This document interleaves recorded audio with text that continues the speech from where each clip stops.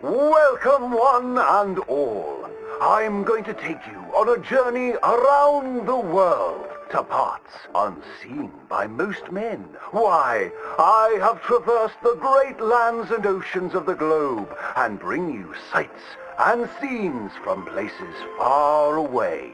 Yes, a great deal of the world is populated by unwashed savages that don't have the decency to cover their reproductive organs. First, to jolly old England. You may wonder why, when you meet a British person, they have tiny red eyes, big ears, and long noses. We can now reveal the truth. Since the opening of the Underground Railroad system 30 years ago, the entire of London has moved beneath the earth. Just think of the joy children must feel being able to play unfettered by rain or refinery smoke. They are a dignified people, living among stalagmites in their dainty hats. And they have an underground king who worships an underground garden gnome. Have any of you been to New York City? It seems like the whole world is ending up on that tiny island. Now there's Lady Liberty, a marvelous statue. To welcome all the Irish people moving to our great country after all those potato problems. They are welcomed by tourists who toss potatoes out of the head of that lady.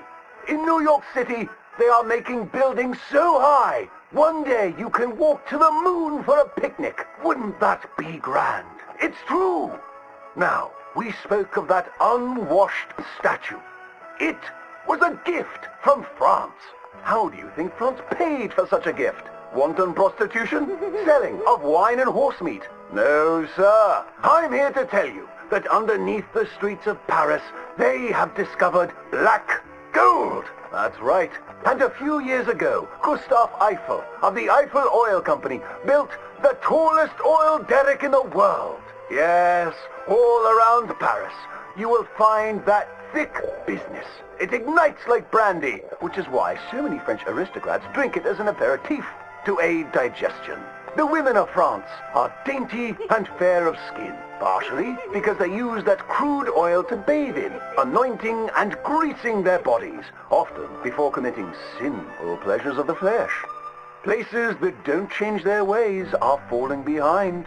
Visit the streets of Italy, and there is literally nobody left. The churches are empty. There's nobody drinking tiny coffees and slurping spaghetti in the streets. The Italians have never been known for good architecture, and their crooked buildings are falling over. Where have all the hairy women and men gone? Where are them Italians?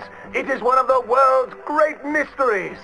You may have heard talk of a horseless carriage being invented, powered by whale oil, vapors, or demons. Ironically, that is a myth. What is more exciting, the Germans have developed a mechanized horse that never needs to eat or sleep. It is a marvel of invention and is intended to facilitate the German army when it invades France or Russia in their campaign to spread the gastronomical wonders of low-quality beer, sausages, and sauerkraut. They love cabbage. But other than America, where we have plenty of room, it is so crowded in Europe that they are racing to set up a new country at the North Pole where they can dine on the delicacy of frozen fish, penguins, and polar bears. Imagine a place that never gets hot. You don't sweat while toiling in the field, and ice is much cheaper there. I predict that someday people of all nations will join hands at the North Pole, wearing furs and eating fish. My next adventure will be to visit Egypt, where I hear they live in giant triangles and talk in a Chinese-like language of birds and eyes and squiggly lines. And they worship cats, which is a bit worrisome and unsavory. Thank you, ladies and gentlemen, for joining me on these fantastic journeys.